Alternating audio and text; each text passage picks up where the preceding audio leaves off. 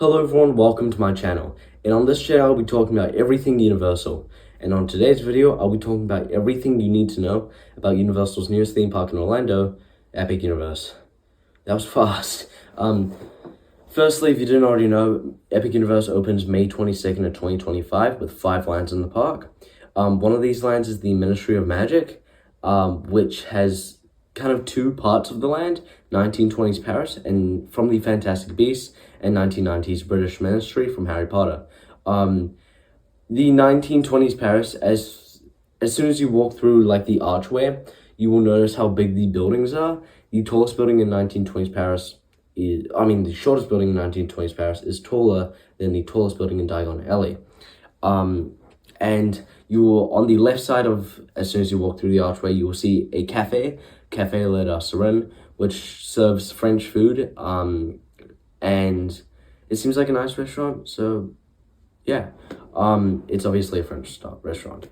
Then there will be a wand store, which, like Ollivander's, but it isn't called Ollivander's, it's some French name. The Butterbear is also called a French name. There will be Butterbear. And like around 1920s Paris, you will see a bunch of Fantastic Beasts references. And also interactive wand places, like in Hogsmeade and Diagon Alley, where you can buy a wand and use that wand in the interactive wand places to make things go up, things like that. Do some cool stuff. I don't know. Now to get to 1990s British Ministry to ride Harry Potter and the Battle of the Ministry, you will have to take the Metro Flu, which will put you on queue for, and you'll go in queue for the ride. I have a paper talking about the storyline of the ride, so guests will witness the trial of Dolores Umbridge, known for her infamously strict and controversial role in the Wizarding world. It is a thrilling chase. What was that word? A thrilling chase as Umbridge tries to evade justice. The ride vehicles are a omnidirectional lift that seats up to 14 people. It moves in multiple directions, including up, down, forward, and sideways, offering dynamic movement through the Ministry's various departments. What it didn't talk about is how the characters of the ride. So there's going to be a character called Higgledy, which is the house elf of Dolores Umbridge from the 20th century. This is a Universal-made character, kind of like Evac from Transformers, the ride 3D. So this hasn't been made. Higgledy isn't like an elf in the movies, like you won't see her in the movies, but she's on the ride, so she's now in Harry Potter, which is cool.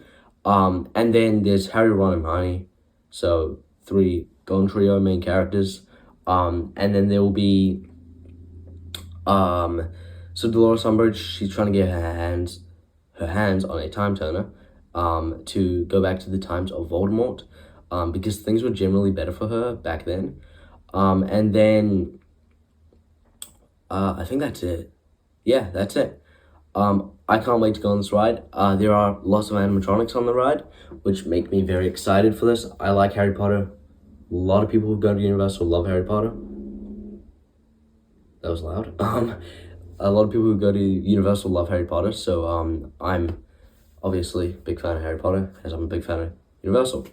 Now, what I don't know if I would say I'm a bigger fan of, but I'm very excited for this, is the Universal Classic Monsters. So Universal Classic Monsters, Frankenstein, Dracula, things like that. So the main kind of town this is set in is Darkmoor. So Darkmoor, is where monster stories are real. And it's a very airy, dark town, dark universe. And this kind of town has 2 restaurants. So the Burning Blade Tavern, which literally catches on fire. And inside this, you'll get bar food, kind of like at Finnegan's. And like inside, you can also meet the hounds. So the hounds are basically monster hunters, and it's like a group of people. There's also Das Steakhouse. I hopefully said that right. Is he kind of just sounds German? It's like a steakhouse. It's spelled S-T-A-K-E. Like a steak which kills vampires. So the vampires play a very big role in this restaurant. as the waiters and waitresses are vampires. There probably won't be a lot of sunlight because vampires are affected by sunlight. So yeah, they'll obviously be serving all sorts of steak, meats, things like that. And then the two rides in this land. Number one is probably the biggest ride, in my opinion. Is set inside Frankenstein Manor. So that's Monsters Unchained, the Frankenstein experiment. I've also got a paper for this. So Dr. Victoria Frankenstein continues the work of her ancestors deep below the family estate. Dr. Victoria Frankenstein is Henry Frankenstein's great-great-granddaughter, by the way. And a demonstration of her experiments to control monsters goes unexpected and wrong when Dracula leads a revolt of enraged monsters, including the Wolfman, the Mummy, the creature from the Black Lagoon, and more.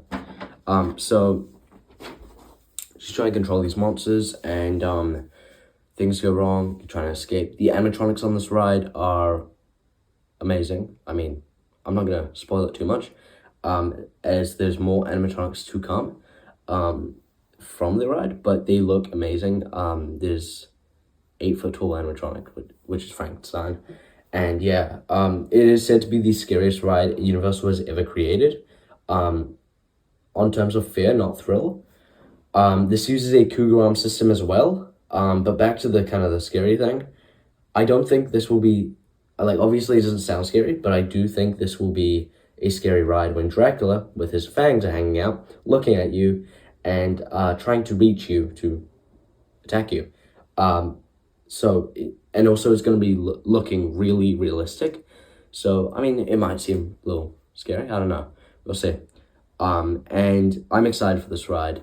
But yeah, it uses the same system as Forbidden Journey, Harry Potter and the Forbidden Journey, which is the cougar arm system. So, yeah, it's really cool. I'm guessing there's going to be a lot more animatronics. It's going to look more realistic, less screens, things like that. That make this ride a lot more technologically advanced. You know what I mean? There's also another ride. So I've also got a paper. My printer nearly ran out of ink. It's the Curse of the Werewolf. So Maleva, the all-knowing seer and leader of the Guild of Mystics, welcomes visitors to a secluded camp of wagons in the woods. Fast fact, it goes 37 miles an hour over 2 minutes of sheer thrill. That's cool. The animatronics for the ride is obviously the werewolf, which was going to try to grab you, which is really cool. And it is a spinning coaster, so you'll be spinning throughout. There should be like a cart that doesn't spin if you are, I think it's on the back. I don't know if that's true though. I'm pretty sure in like the trailer it didn't spin, but you know, we'll see. But yeah, so the werewolf, you have the curse of the werewolf and it's hunting you, so you're trying to not get bitten by the werewolf and become a werewolf. Pretty sure that's how you become a werewolf.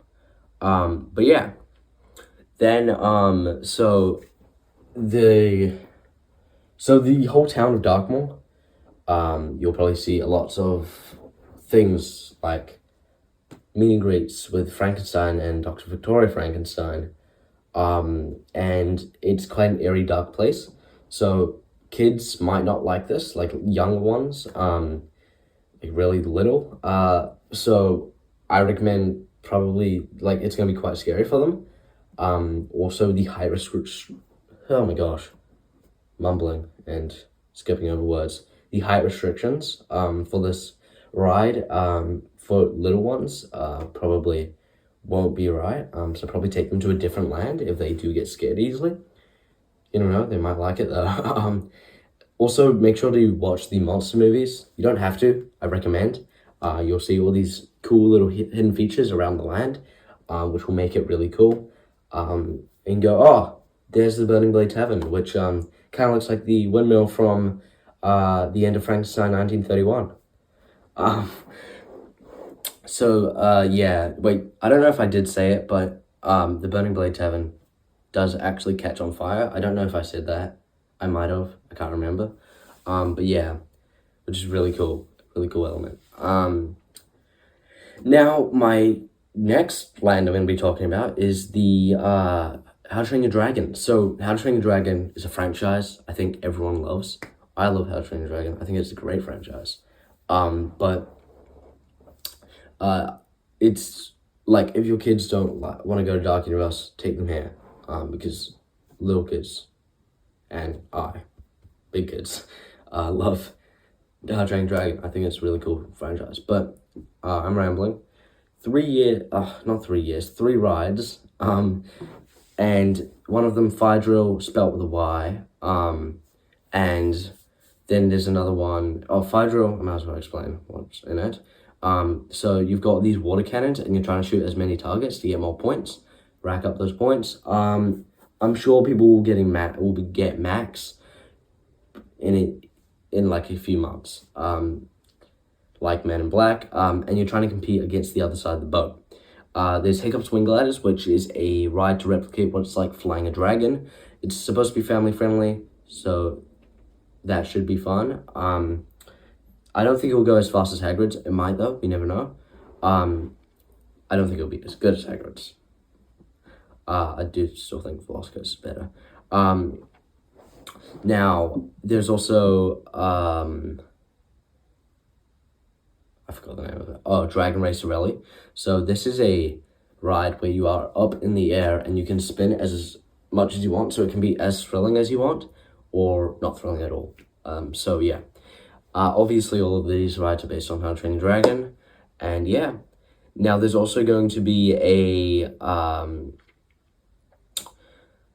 meat hall. So like in the movies, it's carved into the side of a mountain and you can eat food there, and I want to eat food inside a mountain. Sounds sick. Now this Isle of Berk takes place between 2 and 3, the movies. So Universal calls it Isle of Berk 2.5.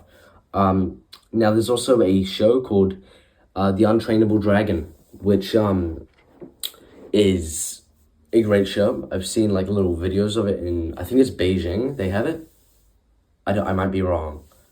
When I'm editing, if I'm wrong, I'll tell you. Otherwise, I just won't say anything. I won't edit anything. But, yeah, it's in Beijing, and it's basically just tells a story about How to Train Your Dragon. So it's quite cool. The actors fly on these dragons. But yeah, I've never seen it. I've seen videos of it on like TikTok and stuff. But I'm willing to definitely watch the show. There will also be drones flying around. I don't know if this will be at the grand opening or year-round. If it's year-round, that sounds really cool. I would love to see that. If it's grand opening, it's still really cool, but a bit disappointing. But yeah, what's the next land? Super Nintendo World. I love Mario. There's franchises I love more, but I still love Mario. I love the whole franchise of like the Mario, Super Mario Bros. I love the whole franchise. Yeah, I think Mario's a really cool character. But anyway, he's my favorite character.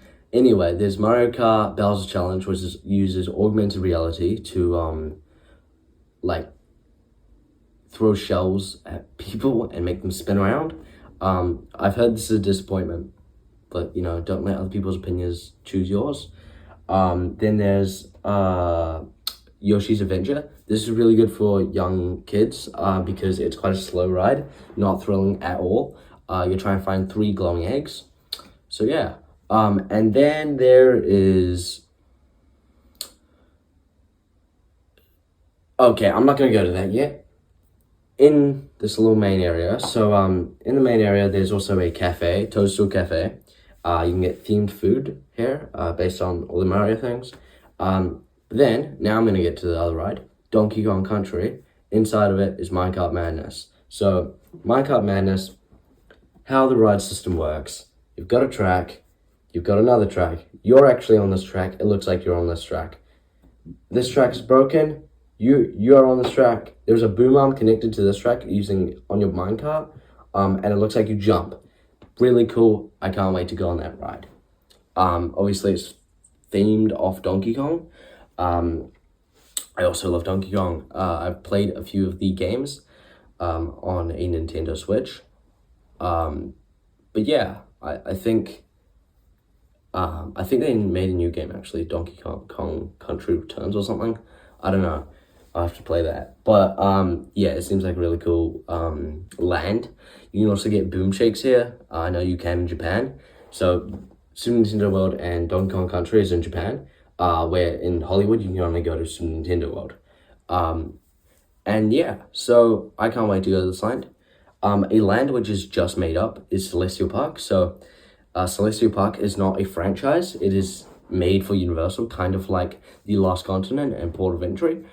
So Celestial Park is based on the Celestials and everything they do. So there's 2 restaurants, 1 shop, and probably more shops. I don't know, just 1 we know of.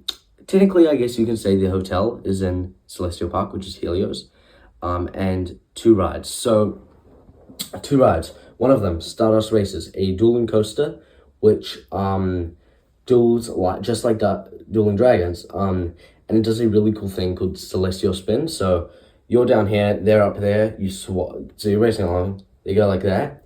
You're looking up at them, they're looking down at you. You swap, you're looking down at them, they're looking up at you. Really cool. I think this is a really cool element. It goes 133 feet, I believe. I might be wrong. When I'm editing, I'll reassure myself. So 133 feet, and yeah, it seems like a really cool ride. I can't wait to go on. It's not as much as Velocicoaster, so I do believe Velocicoaster is still more intense. But yeah, then there is if that's too intense for you, the Constellation Carousel is a ride, and it uses cosmic animals, and that goes 6 feet in the air. I don't think this is that high. I am 5'7", so I guess it's taller than me. But yeah. And then what else? It's quite a big carousel too. It's like huge. It's in the middle of the park. Then there is also the 2 restaurants. So the Atlantic restaurant, which is encaved in glass, and if you look out, it is a Neptune pool. This restaurant is seafood. Blue Dragon restaurant, Pan Asian restaurant, which has lots of neon signs and lanterns, which is really cool. I don't like seafood personally, so I won't be going to Atlantic. I will check in there, maybe if they sell fries or something, I'll get it. But I'll be going to Blue Dragon most of the time. And then for hotels, shops, there'll be the Super Nintendo World store, which is cool. Super Nintendo World stuff. Hotels, Helios Grand Hotel. The reason why I say this is basically in Celestial Park is you walk outside the doors, you're in the Epic Universe, which is really cool. There's 500 rooms, and this does not include Express Pass in this hotel yet, because we haven't really got Express Pass yet. So that it's not open yet, which is why they don't want to spoil Epic Universe, so they're gonna open it when Epic Universe is open. Stella Nova isn't in Celestial Park, but this is another hotel, and it's already open. I believe it opened today. Today I think, or yesterday. Whenever I'm recording this video, it's not telling me what date it is, but yeah. So that's sick. Then there's Terra Luna, which isn't open yet. I believe it opens in February. And that's also a really cool hotel. It's the twin sister of Stella Nova, so it's also not in Celestial Park or the park itself, but it's very close. It's a walk, like a walk away from the Epic Universe. Tickets, if you're on UOAP and you're pass holder, you can get a single day ticket. If you're not, you have to get a package, 3-day, 3-park, etc., etc., which includes Epic Universe. And then the Express Pass has not come out yet. They're waiting a bit longer. They've said that it's going to come out when Epic Universe is about to open. So before Epic Universe opens. That's what they've said. We'll have to see what happens. And I think that's the end of the video. Thank you guys so much for watching. I plan on making more videos. If you want to see the height requirements, I will put them all in the description. And thank you for watching. See ya.